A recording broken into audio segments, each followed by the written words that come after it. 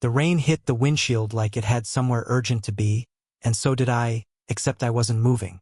I was frozen in the driver's seat of my beat-up Honda, staring at Eli's mouth, and Eli was staring at mine, and neither of us had said a word in almost a full minute. "Say something," he finally whispered. His voice cracked down the middle like old pavement. "I don't know what to say," I whispered back. "I've known you since we were 14. I know. You're my best friend. I know that too." The windows had fogged up from our breathing, from the heat trapped in that small car, from 4 years of things neither of us had said out loud. His hand was resting on the console between us, close enough that I could feel the warmth radiating off his skin without touching it. I remember thinking, if I move 1 inch to the left, everything changes. So I moved 1 inch to the left. Our lips met like a question neither of us was brave enough to ask directly, soft and searching. And for 3 full seconds the entire world narrowed down to the sound of rain and the feeling of his hand finally coming up to rest against my jaw. When we pulled back, he let out a shaky laugh that wasn't really a laugh at all. "I've wanted to do that since sophomore year," he admitted. I stared at him. "Since sophomore year? Eli, that's 6 years. I know how long 6 years is, Marcus. That's how it started. Or at least, that's how it looked like it started. Sitting in a parking lot outside a diner at 11 at night in the rain. But if you want to understand how 2 boys who threw footballs at each other in gym class and stayed up all night playing video games ended up trembling in a car together, kissing like the world was ending, you have to go back. Back to the beginning, before either of us knew what we were to each other, before either of us had the language for it. You have to go back to freshman year. I was 14 the first time I saw Eli Navarro, standing awkwardly by the gymnasium doors in a t-shirt 2 sizes too big, clutching a schedule like it was a life raft. I didn't think anything of him that day. Why would I? He was just another new kid at Brightwater High, one of 100 faces I'd forget by lunch. Except I didn't forget him. Mr. Halloway assigned us as lab partners in chemistry 3 days later, and Eli turned out to be the kind of person who apologized to inanimate objects when he bumped into them. He apologized to his own backpack once. I laughed so hard I nearly knocked over a beaker of something that was definitely not supposed to be knocked over. "You're gonna get us both detention," he'd hissed. But he was smiling when he said it. That was Eli.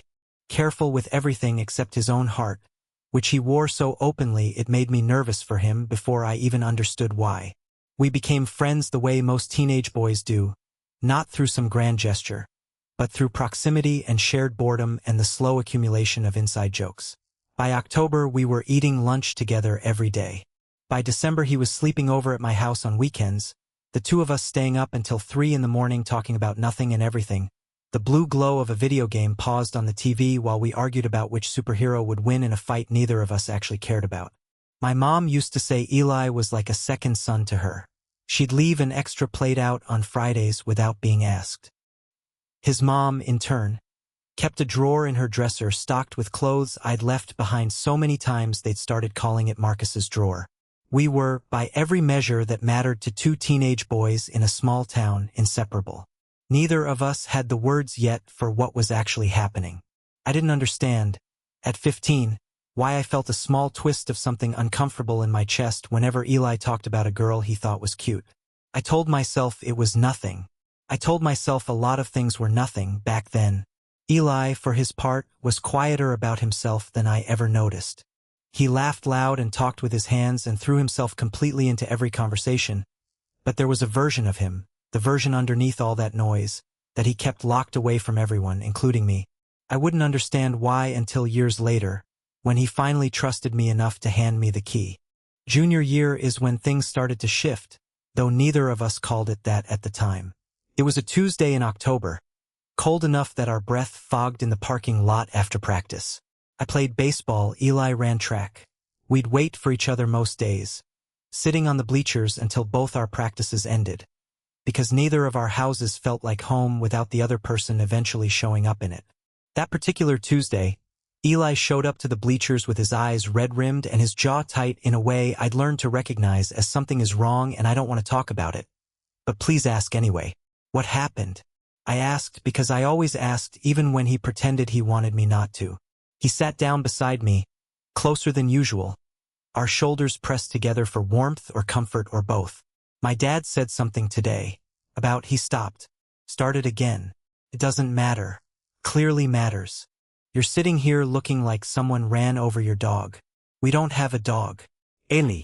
He was quiet for a long moment, staring out at the empty track like it held answers he couldn't find anywhere else. He was talking about this guy at his work. Making jokes. The kind of jokes that aren't really jokes. His voice had gone very small, and I just sat there. I didn't say anything. I just sat there and ate my dinner like it was nothing. I didn't understand, not fully, not yet. But I understood enough to know that whatever this was, it mattered more to him than he was letting on. So I did the only thing that felt right. I bumped my shoulder against his and stayed quiet, letting him know without words that I wasn't going anywhere. You don't have to explain anything to me, I finally said. Not until you're ready. And if you're never ready, that's fine too. He looked at me then, really looked, in a way that made my stomach do something strange and unfamiliar. Why are you so? He shook his head, not finishing the sentence. Never mind. What? Nothing. Thanks, Marcus. I didn't press him. I wish, looking back, that I had understood what I was seeing in that moment. A boy standing at the edge of a cliff he wasn't ready to jump off of, looking for someone to tell him it was safe to fall. I didn't know how to be that person yet. I didn't even know I needed to be. We didn't talk about that day again for almost a year. Life moved the way it does at 17. Fast and slow all at once. Every day feeling identical until suddenly you're a whole year older and nothing looks the same. Eli got taller. I got better at pretending things that bothered me didn't. We both got our licenses, which meant more freedom, more late-night drives with music too loud and windows cracked open even in the cold. Because Eli liked the way the air felt against his face when he was thinking. He started dating a girl named Priya in the spring of junior year. I remember the specific, uncomfortable lurch in my chest when he told me, and I remember telling myself, again, that it was nothing.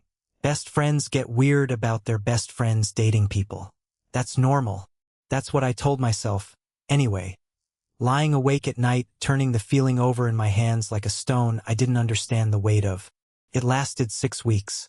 When it ended, Eli showed up at my house at 11 at night, knocking soft enough that only I would hear it. The way we trained each other to do over years of secret sleepovers and midnight conversations.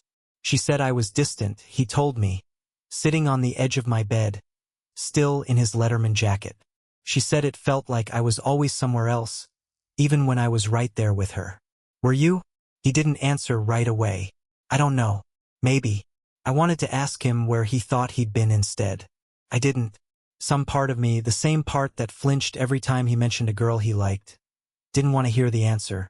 You'll figure it out, I told him instead, which felt like both the truth and a coward's way of avoiding a bigger truth I wasn't ready to face myself. He looked at me for a long moment in the dark of my room, the streetlight outside casting a thin orange line across his face. Yeah, he said quietly, I think I will. I didn't understand then that he wasn't talking about Priya anymore. Senior year summer is supposed to be the last free breath before the rest of your life starts closing in around you.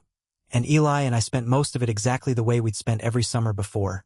At the lake an hour outside of town, in his beat-up truck with the AC that only sort of worked, at my kitchen table eating cereal at midnight because neither of us wanted the day to end. But something had shifted, subtle as a change in weather, impossible to point to a single moment where it started. I noticed the way Eli looked at me sometimes when he thought I wasn't paying attention. A kind of searching look, like he was trying to solve something. I noticed the way conversations that used to be easy now had small silences in them, charged silences, the kind that made my skin feel too tight. It came to a head in July at the lake, on a night when the sky was doing that thing where it doesn't get fully dark, just a deep, bruised blue that stretched on forever. We were sitting on the dock, feet in the water, a 6-pack of soda between us because neither of our parents let us near actual beer yet. Not that we would have wanted it. Eli was quiet in a way that felt heavy, and I'd learned by then that his silences usually meant something was building underneath them. Can I tell you something? He finally asked, and you have to promise not to make it weird. My heart, for reasons I couldn't have explained at the time, started beating harder. Promise. He picked at the label on his soda bottle, not looking at me. I think I've known something about myself for a really long time. Like years. And I've never said it out loud to anyone. Not my parents, not— He stopped. Swallowed. Not even you. I went very still. Some part of me. Some quiet, patient part that had been waiting since we were 15 years old on a bus talking about nothing. Understood, before he even said the words, exactly what he was about to tell me. Eli, I said softly, you can tell me anything. You know that. He looked up at me then, his eyes glassy in the low light, more vulnerable than I'd ever seen him. I like guys, he said. So quietly I almost missed it under the sound of water lapping against the dock. I've liked guys since I was like 13, and I've spent my whole life terrified someone would find out, and I don't— His voice cracked. I don't know why I'm telling you this right now, except that I'm so tired of carrying it by myself. The world went very quiet around me. Not because I was disgusted, not because I didn't understand, but because in that moment, sitting on a dock with the boy I'd known for 4 years, something in my own chest cracked open too. Something I'd spent just as long pretending wasn't there. Eli, I said, and my own voice wasn't steady either. I think I might too. His head snapped up so fast I almost laughed. If the moment hadn't been so fragile. What? I don't. I ran a hand through my hair, my heart hammering so hard I was sure he could hear it. I've never said it out loud either. I didn't even let myself think it in full sentences. But yeah, I think I might like guys too. We sat there in stunned silence for a long moment, two boys who'd known each other for years suddenly seeing each other for the first time, in a way that felt both terrifying and like finally exhaling after holding your breath for far too long. I can't believe I never told you, Eli said eventually, a small, disbelieving laugh escaping him. I can't believe you never told me. I guess we were both scared of the same thing. What thing? I looked at him, at the boy I'd trusted with everything except this one truth, and something brave rose up in me that I didn't fully understand yet. That it would change something. Between us. Eli's expression shifted, something careful and searching crossing his face. Would it? He asked quietly. Change something? I didn't answer right away. The air between us had gone thick, charged, the kind of silence that feels like standing at the top of a very tall building, looking down. I don't know, I admitted. Maybe it already has. Neither of us moved closer that night. We were both too scared, too new to this version of honesty, too aware of how much we had to lose if we misread the moment. But something had cracked open between us on that dock, and neither of us could pretend, after that summer night, that it hadn't. We didn't talk about it again for weeks. Not directly, anyway. But everything between us had changed texture, like a photograph slightly out of focus. The same picture, but different somehow, softer at the edges. I started noticing things I'd trained myself not to notice before. The way Eli's hand would brush mine when we reached for the same thing, and neither of us would pull away as fast as we used to. The way he'd started looking at me a beat too long before looking away. The way my own heart had stopped pretending it didn't skip when he smiled at me a certain way. The small, private smile he never gave anyone else. It was terrifying. It was also, if I'm honest, the most alive I'd felt in years. August came, and with it, the looming reality that we'd both be leaving for different colleges in a matter of weeks. Me 3 hours north, Eli 2 hours west. Neither of us talked about it much, both of us avoiding the subject the way you avoid touching a bruise, knowing it'll hurt, delaying the pain as long as possible. It was during those final weeks that the tension between us stopped being subtle and started being something neither of us could ignore. The party was at Tyler Beckham's house, the kind of end-of-summer gathering that every graduating class throws before scattering across the country. String lights in the backyard, music too loud, everyone pretending they weren't scared of what came next. Eli had been drinking more than usual, not drunk exactly, but loose in a way he rarely let himself be. I found him sitting alone on the back porch steps around midnight, staring up at a sky too bright with stars to be anything but beautiful. Hey, I said, sitting down beside him. You disappeared. Needed air. He glanced at me sideways. Can I ask you something? Always. Do you think— He hesitated, turning his cup in his hands. Do you think if we'd met at a different time, in a different place, things would have been different? Between us? My chest tightened. What do you mean? He let out a breath, frustrated with himself. I've spent this whole summer thinking about you in ways I'm not supposed to think about my best friend, And I don't know if that's because of what I told you at the lake, or if it's always been there and I just finally let myself see it. The party noise faded into the background. The two of us suddenly the only people that existed in the whole backyard. Eli, I said carefully, what are you saying? He turned to look at me fully then, his expression more open and unguarded than I'd ever seen it. I'm saying I think I'm falling for you. And I'm saying it terrifies me, because in 3 weeks we're both leaving, and I don't know what to do with a feeling this big when there's no time left to figure out what it means. I couldn't breathe for a second. Every conversation we'd ever had, every late night, every moment of easy laughter and comfortable silence. It all rearranged itself in my mind, snapping into a different shape entirely. I felt it too, I admitted, my voice barely above a whisper. For longer than I want to admit. I think I've been in love with you since junior year and too scared to even think the words. Eli's eyes widened slightly. Then why didn't you ever say anything? Same reason you didn't. I was scared of losing you. You're the most important person in my life, Eli. I couldn't risk that. Not for a feeling I wasn't even sure was real. Is it real? He asked. And there was something raw and hopeful in his voice that undid me completely.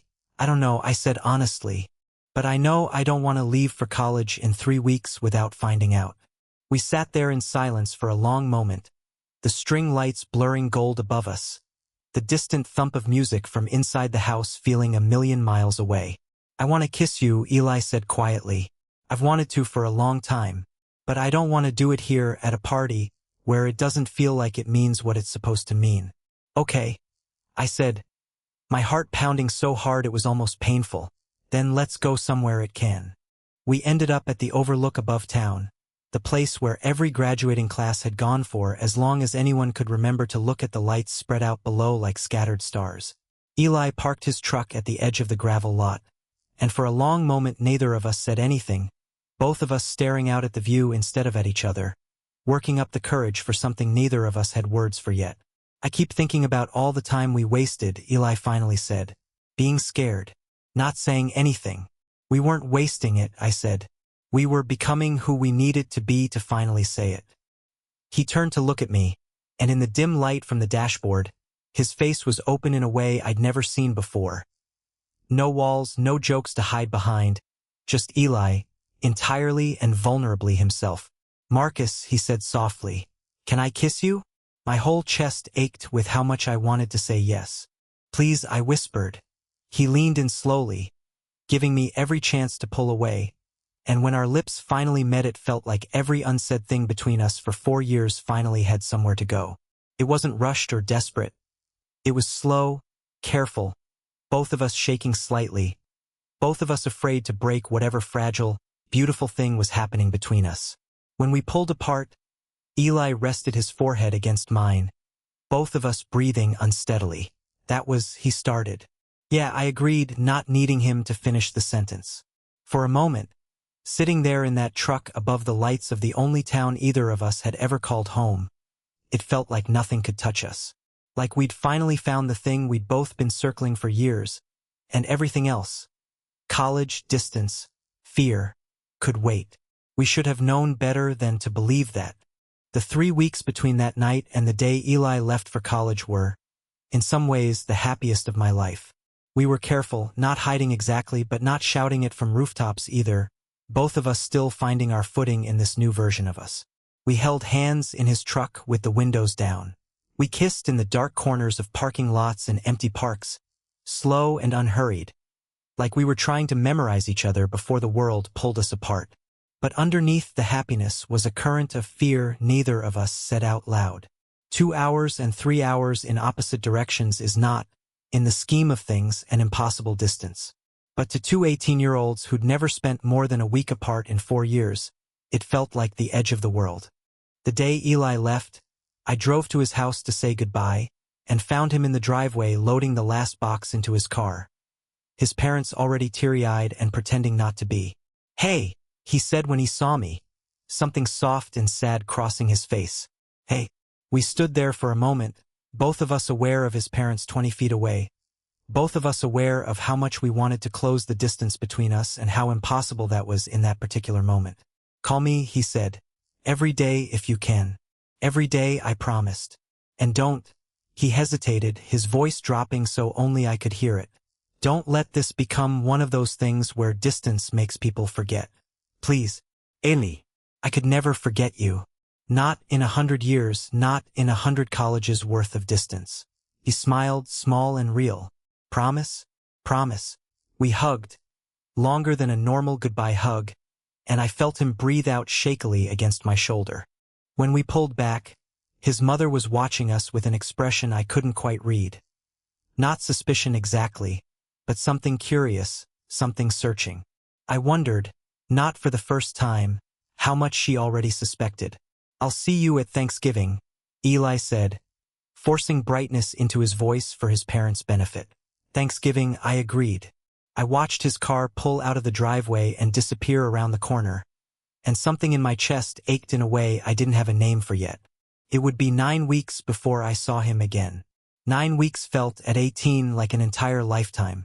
The first few weeks of college were a blur of new faces, new routines, and phone calls with Eli that stretched late into the night, both of us falling asleep with our phones still connected, waking up to find the call had ended on its own hours earlier. We talked about everything. His roommate's terrible taste in music, my professor who couldn't pronounce anyone's name correctly, the strange, lonely feeling of being surrounded by hundreds of new people and still feeling like the only person who mattered was 3 hours away. But slowly, almost imperceptibly, the calls got shorter. Not because either of us wanted them to, but because life, relentless and indifferent to two boys trying to hold on to something fragile across a distance, kept getting in the way. Eli joined the track team. I got absorbed into a friend group from my dorm. The daily calls became every other day calls, became a few times a week, became something we both started to feel guilty about without ever quite fixing. By October, something had shifted that neither of us wanted to name. You seem distant, Eli said one night on the phone, and the word hit me harder than it should have, an echo of what he told me his ex-girlfriend once said about him. I'm not trying to be, I said, and meant it, even as guilt gnawed at me for not calling as often as I'd promised. College is just, it's a lot, Eli. I'm trying to figure out who I even am here. I get that, he said, though something in his voice suggested he didn't entirely. I just miss you. I miss things being easy between us. They're still easy, I said, though even as I said it, a small, uncomfortable doubt crept in. Were they? Or were we both just saying the things we thought the other person needed to hear? Neither of us said the thing we were both actually afraid of. That distance, the very thing we'd promised each other wouldn't change anything, might already be changing everything. The real crack came in early November, 3 weeks before Thanksgiving break was supposed to reunite us. Eli called me on a Thursday night, his voice tight in a way I recognized instantly. There's a guy on my floor, he said, without preamble, named Dev. We've been hanging out a lot. Something cold slid down my spine. Okay, I said carefully. It's not. Eli stopped himself. Nothing's happened. I just wanted to tell you, because I didn't want you to hear about it some other way and think I was hiding something. Why would I hear about it some other way? I don't know. He exhaled. Frustrated. I don't know what we are right now, Marcus. We never actually said the words. We kissed a few times over the summer, and then you left for one school and I left for another, and neither of us has said what this is supposed to be while we're 3 hours apart. My heart was pounding, panic and hurt tangling together into something I didn't know how to voice. I thought it was understood, I said. I thought we were together. Figuring it out, but together. I thought so too, Eli said, and his voice cracked slightly. But then you started being distant, and I didn't know if that meant you changed your mind or if you were scared or if, I don't know, Marcus. I've been sitting here for weeks not knowing what we are, and it's driving me insane. I haven't changed my mind, I said, my own voice unsteady now. I've been scared. I've been scared of exactly this, of you meeting someone else, someone who's actually there, while I'm 3 hours away being a coward about calling enough. So why didn't you say that? Why didn't you? The silence that followed was heavy, both of us breathing unevenly on opposite ends of the line. 3 hours and an entire summer's worth of unspoken fear separating us. I don't want Dev, Eli finally said, quiet and certain. I want you. I've wanted you since I was 16 years old and too scared to admit it even to myself. But I need you to actually be here, Marcus. Even from 3 hours away. I need you to choose this. Choose us. Out loud. Tears burned unexpectedly at the back of my eyes. I choose you, I said. I choose you, Eli. I'm sorry I let fear make me quiet. I'm sorry I let it look like distance instead of what it actually was, which was terror that I'd say the wrong thing and lose you. You could never say the wrong thing, Eli said softly. Not to me. I love you, I said, the words coming out before I could second-guess them. 4 years and one whole summer of feeling finally finding their way into 3 small, enormous words. I don't think I've ever said that to anyone who wasn't family. But I love you, Eli. I have for a long time. There was a long pause on the other end of the line, and for one terrible second I thought I'd said too much, moved too fast, broken something with my own honesty. Then Eli let out a shaky breath. I love you too, he said. God, Marcus, I love you too. I've been so scared to say it. Me too. Come see me, he said suddenly. This weekend. Don't wait for Thanksgiving. I don't want to wait 3 more weeks to see you after everything we just said. I'll be there Saturday, I promised. I don't care how long the drive is. The drive to Eli's college felt like the longest 3 hours of my life, even though I'd driven it before without a second thought. Every mile felt charged with anticipation. My hands tight on the steering wheel, my heart doing something complicated and enormous in my chest. He was waiting outside his dorm when I pulled up, arms crossed against the November cold, and the moment he saw my car his whole face changed. The careful, guarded expression he'd worn on our recent phone calls dissolving into something open and relieved and achingly happy. I barely had the car in park before he was crossing the parking lot toward me, and I barely had the door open before he was pulling me into a hug so tight it nearly knocked the wind out of me.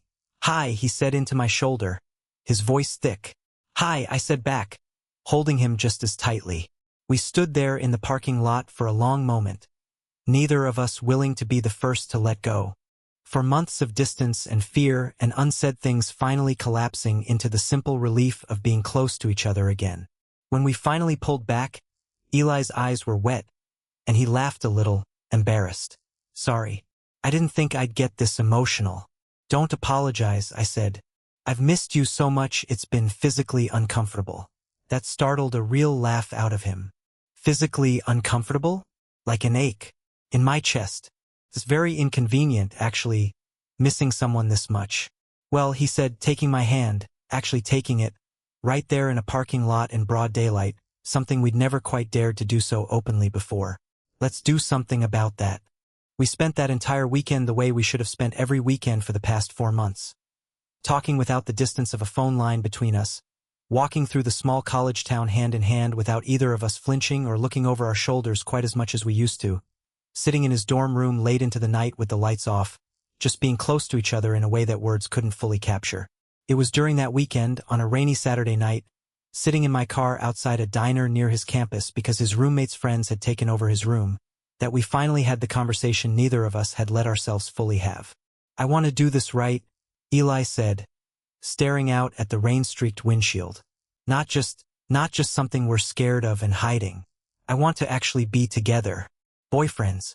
Whatever that looks like from 3 hours apart. I want that too, I said. I want to tell people. Eventually. When we're both ready. My parents don't know, Eli admitted quietly. About any of it. Not that I like guys, not about you. I don't know how to tell them. I reached over and took his hand. You don't have to know yet. We have time. Do we? He asked, something vulnerable in his voice.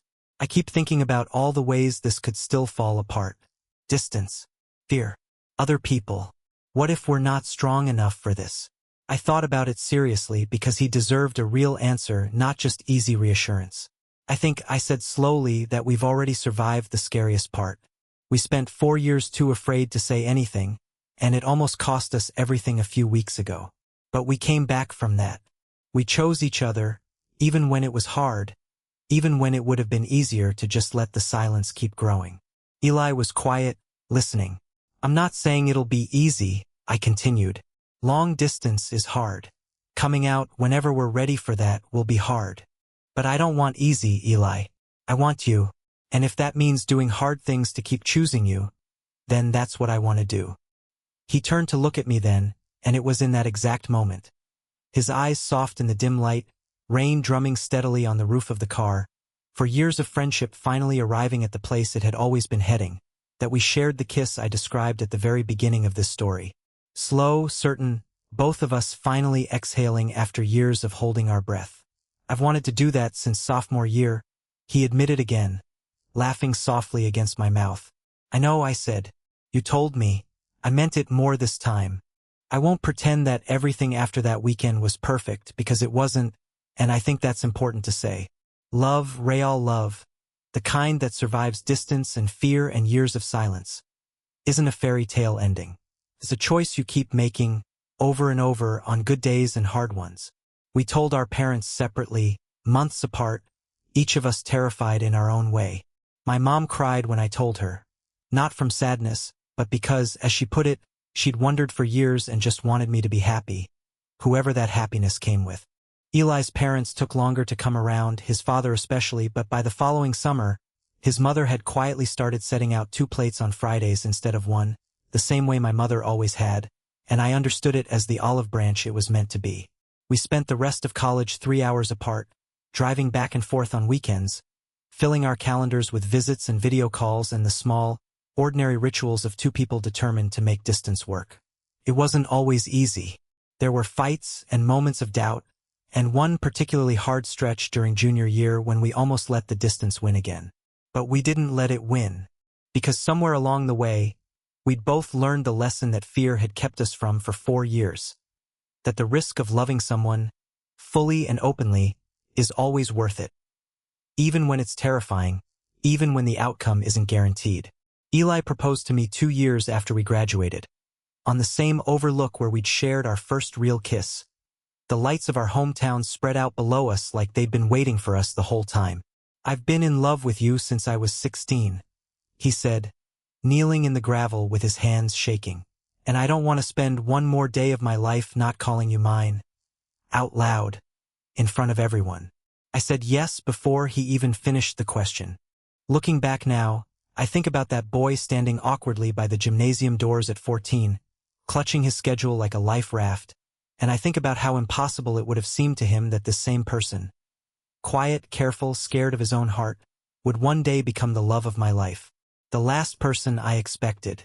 The only person I ever really wanted. Sometimes the people who change your whole life don't arrive with fireworks or grand announcements. Sometimes they arrive quietly in a chemistry class, apologizing to their own backpack, and it takes years of friendship, years of fear, years of almost moments, before you finally understand what you had in front of you the whole time. I'm glad we found our way there, even if it took the long way around. If the story moved you, don't scroll past without hitting that like button. It genuinely helps this channel keep telling stories like Marcus and Eli's. Subscribe if you want more true-feeling love stories like this one, and drop a comment below telling me what part hit you the hardest. And if you're curious what happened during that hard stretch junior year, the almost ending neither of them talks about much, let me know in the comments. Should I tell you what happened next?